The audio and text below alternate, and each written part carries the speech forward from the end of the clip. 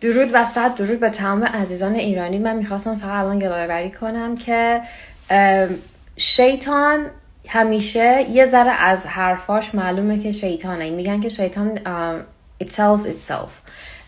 توی بین حرفاش میشه یکم همیشه فهمید که داره شیطانی میکنه و هرچند که حرفایی که میزنه که میخواد مردم رو گمراه بکنه بینش 2 تا 3 تا حرف درستی هم هست.